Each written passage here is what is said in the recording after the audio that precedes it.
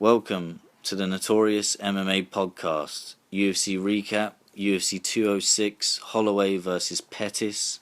We are live Monday the 19th of December. Let's go. My name is Paul. I'm here with Alan and Leo, my co-hosts. Nice to be here. Let's start with the main event, Holloway versus Pettis. Plenty of action. It was a great fight. It lived up to everything I think we expected. I think we all picked Holloway. Yeah, we all did. There was a lot of upsets, a lot of shocks, a lot of what people expected at the same time. It's a solid card though, isn't it? It was really good fights. Amazing night. I think, we saw some of the fights of the years, knockouts of the years in there. Yeah.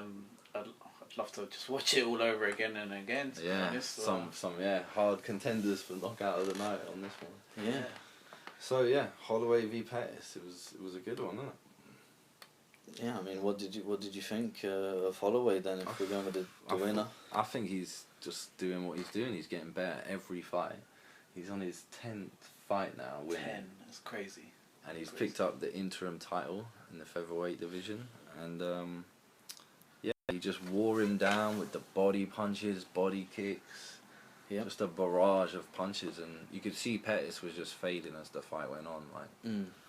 So I think he got him in the third and just mauled him with body kicks, and he was just turtling up like, "Get me out of here." Yeah. And you thought Holloway would win now? I thought Holloway would win. Yeah, I went for submission, but obviously the KO. What did you think, Leo? I thought it was an amazing fight. I knew Holloway would win it. I didn't think it would be over that quick, to be honest. I thought it was going to be a war till the end, and I thought Pettis would put up more of a fight. 5 rounds, you said, Yeah, I said 5 rounds. But no, it was, Holloway Holloway proved himself. He's still got that eye of the tiger we were talking about. I know. He had it even better than ever, and he was, every punch landed. His accuracy was amazing. I didn't see him miss many punches. Like you said though, that killer instinct. Like he went for that takedown, that trip near the end, got on top, didn't give him a minute to breathe, and just those body punches at the end was just like he was not gonna stop. Yeah, watch the replay of it, and just you didn't realise when you were live, but how many times he actually hit him in the body. We always see the face hits and punches to the face here and there, but then you don't realise how effective the body blows are. You can't block everything. It reminded me of Chuck Liddell v Tito Ortiz. When he knocked him out up against the fence and then just pounded him out. He looked like he was on some kind of super steroid on that night. He completely killed him. Tito just collapsed. Like it was like that, but obviously Pettis kind of turtled up and was just like, "Get me out of here." Yeah, I'd never seen Pettis like that before. No one stopped him like that ever. So it's a big statement from Max Holloway. Very excited to carry on watching him fight. Can't wait. Yeah, I mean, I thought the same. Holloway, I actually expected in the predictions last week, said Holloway, KO, round 4. That's what I thought, and he KO'd him in round 3. Because Holloway, I think at featherweight is, of course, he's used to the cut and stuff, but I think he's just a bit better than Pettis at the moment. I think Pettis has realised there are some elite people out there. He's tried his best. He's dropped down to try and get a belt, and he's just dropped into a sick division. Yeah, Holloway just, to be fair, was amazing performance and just dominated him really. And Pettis is tough, so he lasted. But it was even Holloway was just better than with the strikes, the punching, the kicks, the body punches. His energy, I think, his stamina. He threw a lot more punches, and then you say, okay, is that because of the weight cut? Well, it is a little bit. So, Pettis, lack of energy there on the night, and look how energetic Holloway. That shows he could go 4 or 5 rounds with anyone. Really, he was so pumped up afterwards. He called out Jose Aldo, of course, as well. Jose Waldo, hashtag Jose Waldo. If you find him, let me know. That's gonna be sick. So now we have a fight for the belt to look forward to. Conor McGregor. We miss you, but it's going to be a fucking war. I think everyone's excited about that. Can't wait. I mean, we all want to see Aldo back. Yeah, Aldo's itching at the bait to get back. So we think that Aldo is his next in line. Next fight. It's been set. Like a couple of UFCs down the line. Yeah. So first of all, I couldn't have got the predictions any more wrong. Holloway, he did bring the intensity. He was absolutely awesome. And shockingly, after all I'd fucking said about how the featherweight division was anti-Pettis, he can make a run for it. He can't make the weight. I mean, the guy's fucked. He can't do it, and it showed in the fight. He couldn't do the skills. He couldn't keep it up. I thought he started well. I thought the first 2 rounds were pretty good, especially in the first round. I thought Pettis did well, but he could not hang with Holloway. That's for sure. So he is a man on a mission, and Holloway continues. Let's run down the rest of this card. We had Donald the Cowboy Cerrone beat the immortal Matt Brown. Amazing fight. Absolutely. I mean, that might have been my favourite fight of the night, personally. Overall, it's a tough one, yeah. Yeah, you know, if I was giving out awards, that would be the one. But what did you think about Matt Brown's immortality? Oh, I don't know if he can use that nickname anymore, personally.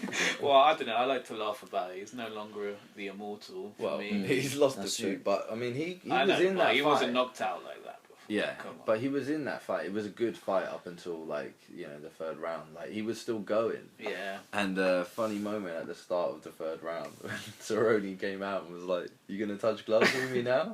Yeah, he finally made friends with him once and for all. And, that gave him the energy to knock Matt Brown out, which was amazing. He looked pumped up after that. Like, it just gave him that boost to just say, "Okay, all right, we're friends now. Let's fight." That's true. Yeah, I mean, I thought Matt Brown was tough, but yeah, he's definitely not immortal. No. And Cerrone, you know, no man is. You know, that's it. Maybe the Hulkster. Who knows? You know. So what do we think of the knockout? But I think, oh my god, Matt Brown actually starfished in the middle of that ring. I mean, he landed so many head kicks in that fight. Yeah. Like, I think, you know, there was at least 5 head kicks for me. Yeah. Maybe I'm exaggerating a little bit, but it felt like that. Mixing them up to the body as well. Mixing them up, everything. You know, he did some great Muay Thai in that fight, and he landed an amazing head kick. You know, he tried to put him off with the clinch first. Yeah. Can hit him with that head kick. It came out of nowhere. The sound that it made when it hit him, it sounded like a fucking glass shattering. And his head just hit the floor. Like, that was insane. Oh no, I mean, you know, Matt Brown, he's tough, but yeah, as I said, Cerrone just very good, energetic.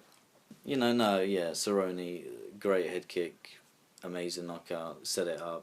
Yeah, it's perfect. So now he can fight someone really good in the welterweight division. Really, he's a top contender. Who do you think's next for him?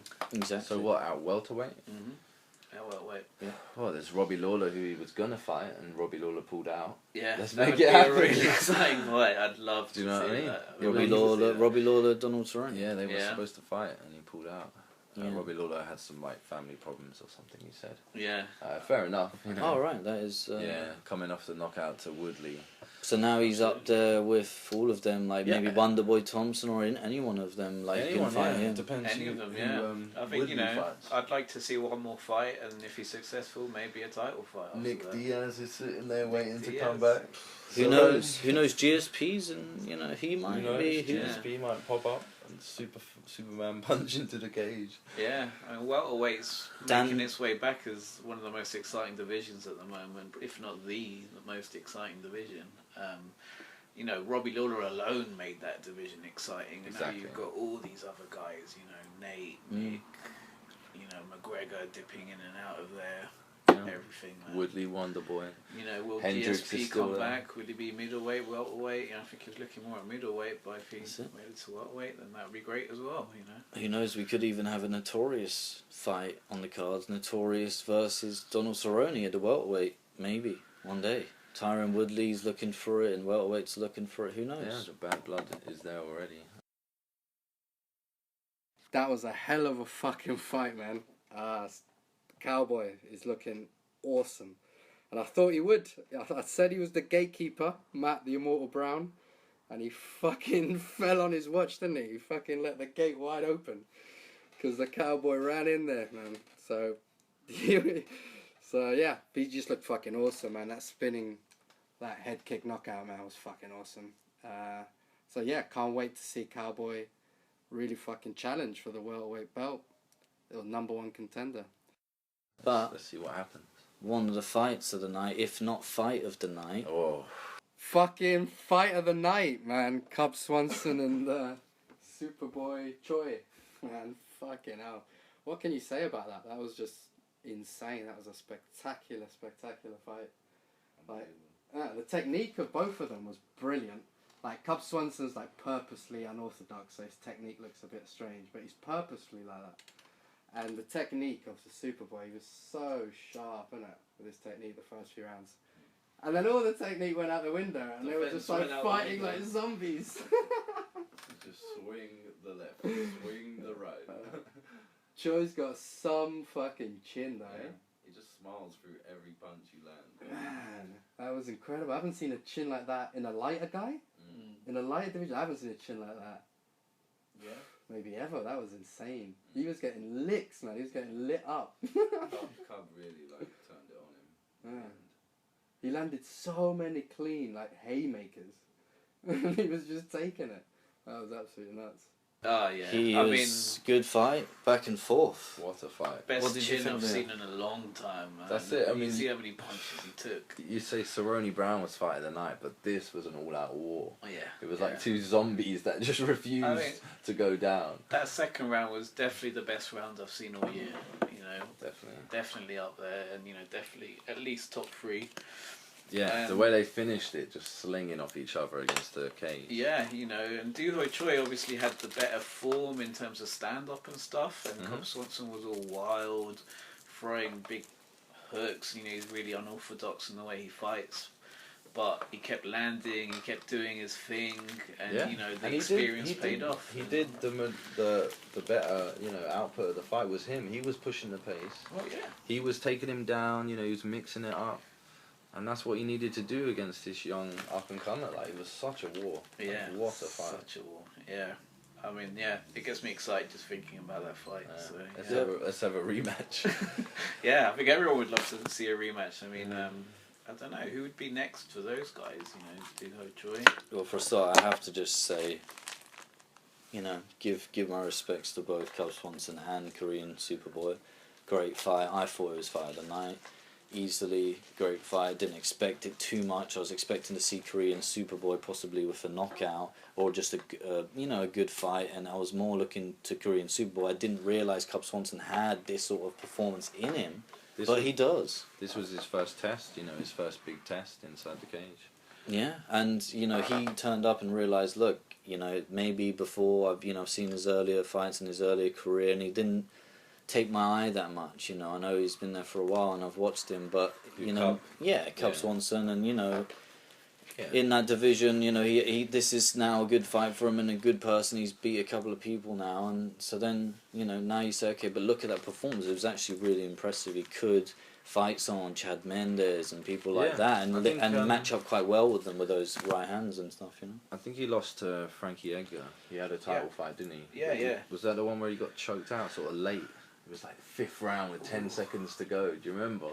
I don't remember how that fight ended. Edgar went for him and got maybe a guillotine, I think, in the last 10 seconds. Oh, wow. And finished him. And I think that was his last loss, Swanson.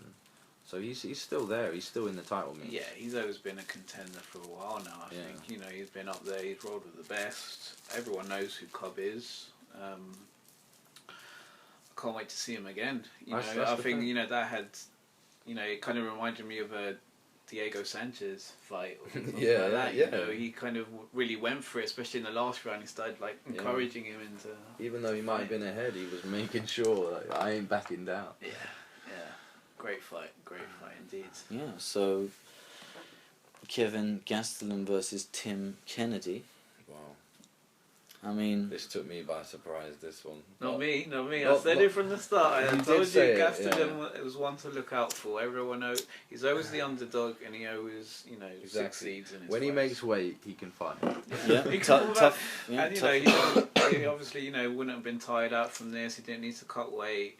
Those big muscly guys like Tim Kennedy who go in there, they always get tired out. Yeah, first fight back, we said it.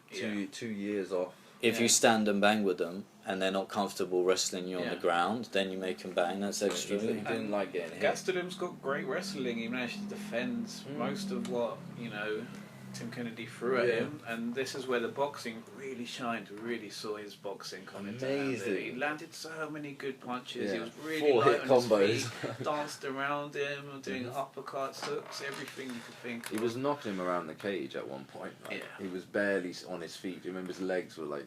Absolutely. Not even underneath. When he finished him, he just completely crumbled, you know. He just went down.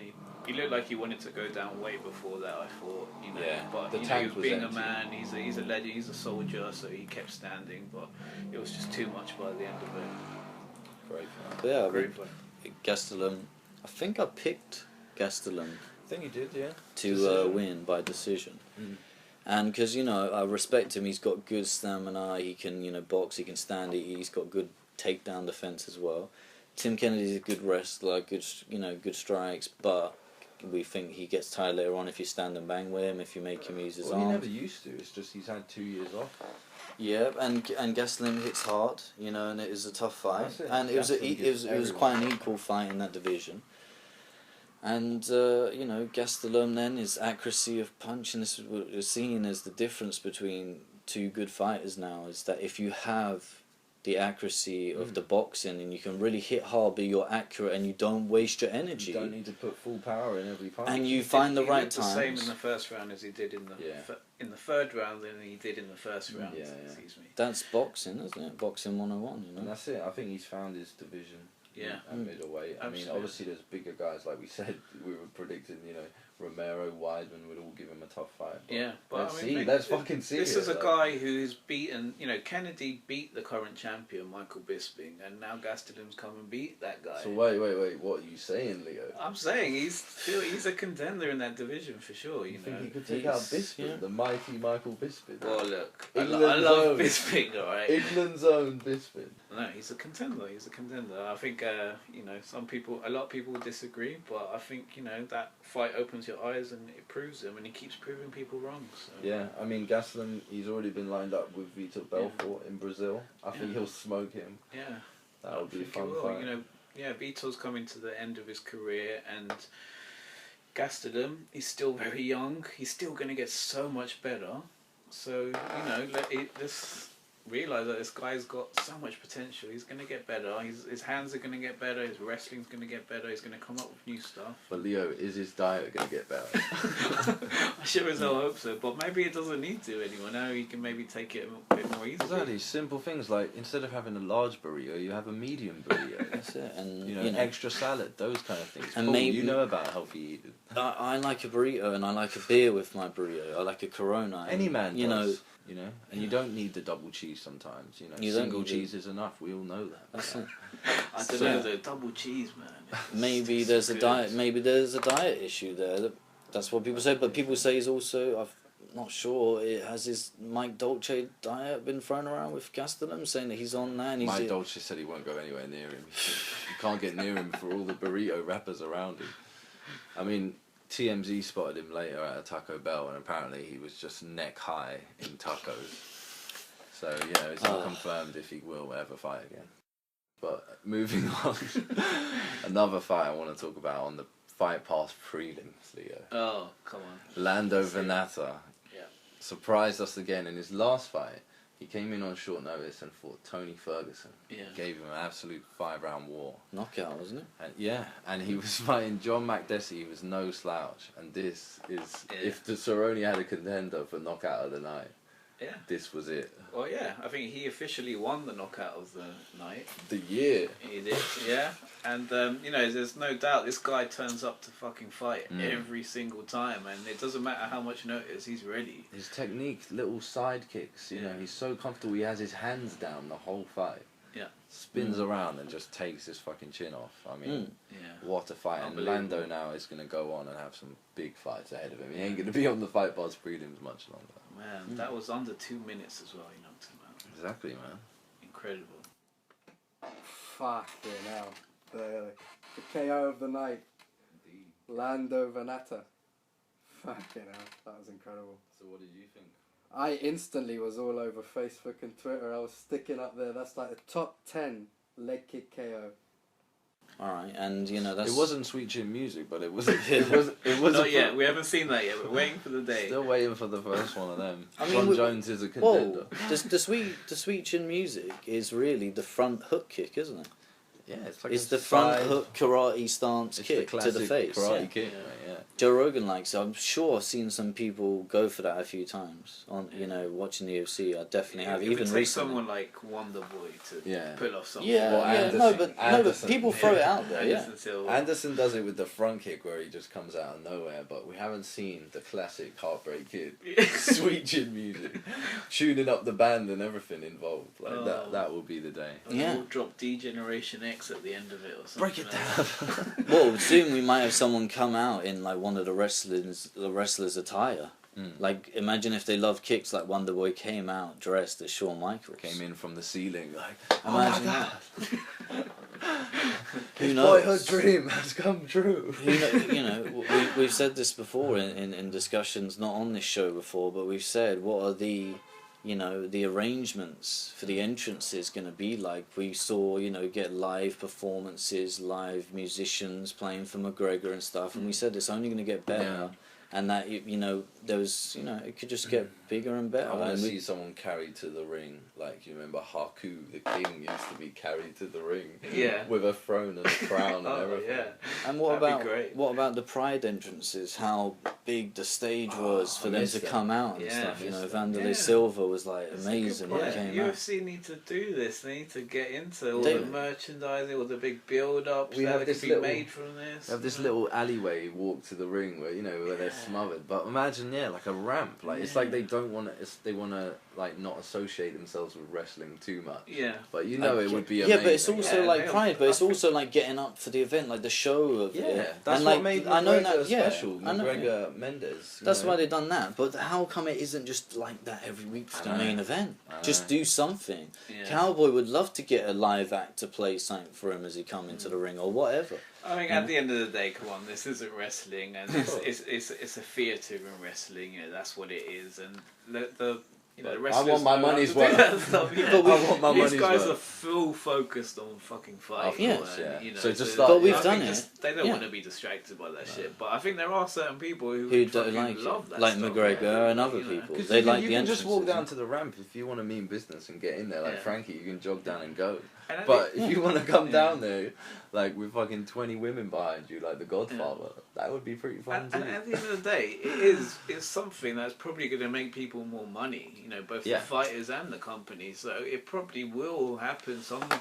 That was the best part about Pride. The entrances was just like you knew Rampage was going to pull something out. You knew Sakuraba was going to come out. And the way the commentator just announced their entrances was classic. I mean, how they don't have her back. They still bring her back for Japan, right? She does the odd one. Yeah. You still hear her out there, and I love it. I just love to hear it.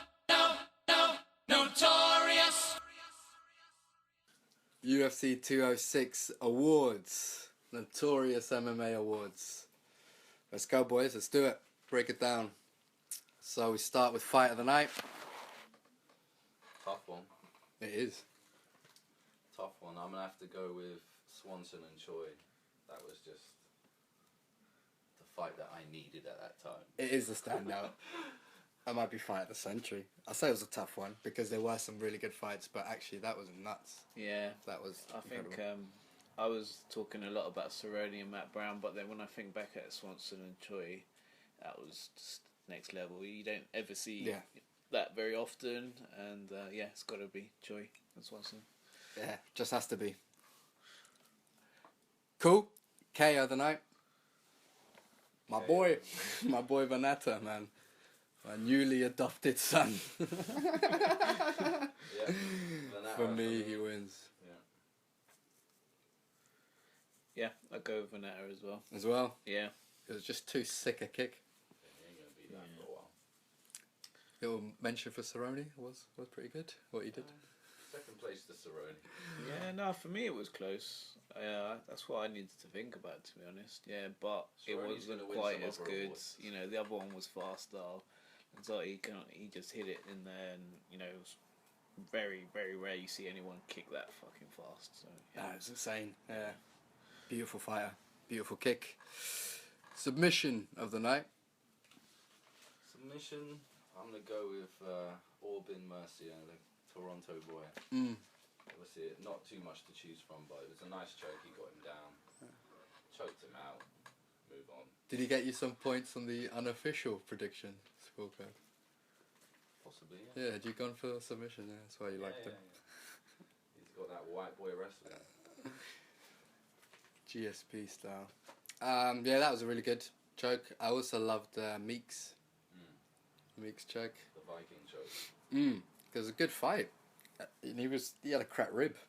Yeah. He carried on fighting and got the choke in. Probably side with him.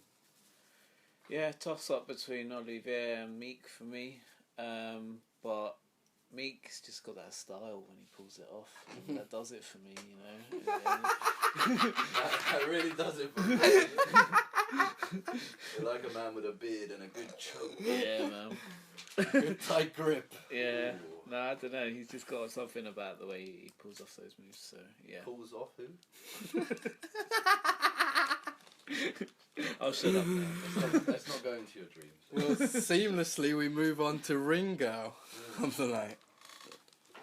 Hands down, it's got to be the one, the only, Ariane Celeste. We start with the queen of the Octagon, Ariane. For our first award show, she has to get it. For outstanding service to MMA. Yeah. Flawless. It was a flawless performance from her. Just the way she moved. 206. Yeah. Just attack those steps like they weren't even there. Never drops one of them cards. Never. They're huge. They're huge, those numbers. Always smiling, always really bright-eyed. Isn't it? Never hungover, you know, like some of the other girls. Yeah. That was just some killer eye drops. Yeah. Right. Fuck up of the night? Fuck up of the night. Fuck up of the night. Who's fucking who here? Fuck up of the night? It's got to be Tim Kennedy. Tim Not Kennedy. just for his performance, but for wasting 2 years of his life. Chasing the leader of Germany, who's been dead for God knows how long, and just blowing his wad in between the first and second round. He came up short on both endeavours. Yeah. Yeah. 0-2 in his last 2 years of life. Tim Kennedy, alright. Tim Kennedy gets Leo? it. That was pretty bad, but for me, it had to be Matt Brown. Deciding he's friends with Cerrone at the beginning of the third round. Okay. And giving Cerrone that big boost in energy to go and Interesting. knock Matt Brown out. He gave him a little man love, innit? He gave him a little touch. And Should have mean mugged him instead. yeah, he dropped his intensity, maybe. He did, yeah. You just saw Cerrone spring up onto his toes all of a sudden, and then he knocked him out. Matt Brown did run at him, take him down, but Cerrone got straight back up and just kicked him. So Yeah, that was great. Yeah. Okay, interesting. I would actually go for Letourneau. Valerie Letourneau. Valerie. She missed weight and she looked fucking dreadful. Did you see the photo of her at the weigh-in? The official weigh-in? Yeah. She looked like fucking the female version of Skeletor, She man. looked like a ghost. She looked fucking horrid. So, and she came into the Octagon and it was a shit fight. It was a shit storm of a fight. It was fucking terrible. She was gulping the water in between rounds. I think I saw her take a Jaffa cake at one point. just to try and replenish. Yeah. Probably had blurred vision. And she ended up losing to a far lesser skilled fighter. This Pereira lady. Yeah. Fair play to her, but you know, Valerie should have fucking beat her. She has the better skills, but she fucked up on her weight cut. And maybe she can't fight in that division anymore, but she fucked up. She fucked up. Moment of the night. Ooh. Oh. What's it gonna be? It's big. It was a lot of moments. For me, it's Holloway. Just the way he finished Pettis was just ruthless. It was good. I'm going with Holloway. Yeah. Holloway just finishing the He fight. just gets better and better every fight. Nice. For me, it was round 2 of Choi versus Swanson. The That's best insane. round I've ever seen in my life. There was one moment where everyone was standing up in the crowd and everyone was going crazy. So that's my moment of the night. That was pretty sick, man. My moment of the night, I don't know, there was a nice bit of drinking when Leo brought out that lovely little drink from Chile that your dad made. That was pretty special, man. That was a good pick-me-up. That was a tasty fucking drink. Thanks, man. How does your dad make that drink? Seriously? It's kind of like a Bailey's. You pick a nice like fire water or something like that. Mm-hmm. Aguardiente. Yeah. And you make it with milk, cinnamon, some kind of spices that my dad probably makes up. But he's got his little recipe, and it only comes out for Christmas. So nice, we really cherish it for this month. And if you can watch a fight with that drink in your hands, I was perfect. Yeah. I was honoured to have it. It was delicious. But just over that, my moment of the night would be the Vanat's kick. I mean, that was just shut down. That was fucking beautiful. Insane. Out of nowhere. Yeah, nuts. Good night, Irene. And quote of the night? Quote of the night. It's got to be... Oh, come on, there's only one. The main event. Max Bless Holloway. My man. Where is Jose Waldo? It's got to be that. That was outstanding. He's got the pot stirred already. He's calling him out. That was brilliant. Loved it. Yeah. We couldn't find Aldo, so I started calling Waldo. Jose Waldo. Hashtag Jose Waldo. And tell him meet me in Brooklyn in February. Let's get the real one. Let's go, Canada. I love you, Hawaii. Let's do this damn thing. Notorious. So I was going through my mind and I was trying to actually rate them. What would be in the UFC top 10, or at least let's go for the top 5. Let's try and pick the 5. Leg kick KOs. Like Sparko from a leg kick. There's Barboza. Definitely Barboza would be number 1 probably for me. Anderson on Belfort. Anderson and Belfort. He didn't knock him Sparko, but it counts. Yeah. That leg kick. That still counts. It was amazing. Leo Machida. Was it Randy Couture? On Randy Couture. Yeah. So that would be in the top 10. Yeah, that was unbelievable. That'd definitely be in the top 10. Gonzaga against Crow Cop. Yeah. That was nasty, man. That was so vicious. And how can we forget? When Belfort knocked out Dan Henderson. I was going to say Belfort Bisping. Belfort. Rockhold. Rockhold. That was fucking Jedi shit. I know that. Was Mortal Kombat. That's what you throw in Mortal Kombat. A kick like that. Steroid kick from hell right there. That was nuts. Yeah. Insane. Yeah. What else? There's been a few others. Bisping must have had a head kick in his time. What about Uriah Hall? It was pretty good. On Ultimate Fighter? Yeah, it was an Ultimate Fighter, but it was absolutely amazing. Yeah. That kick was absolutely crazy. So is that 6 we've mentioned? Yeah, I think so. And I think Vanata. I think he gets top 10. That's well in there. Yeah, that was insanely good. Do you remember, was it Dos Santos hit Mark Hunt with one? Oh man, he just fucking collapsed. Yeah, that was his Did he KO. finish him? Oh my God. I think he went and punched him a couple more That's gotta be in times. the top 3 because that was That was round, an insane and fight. he just pulled it out. And that nowhere. kick.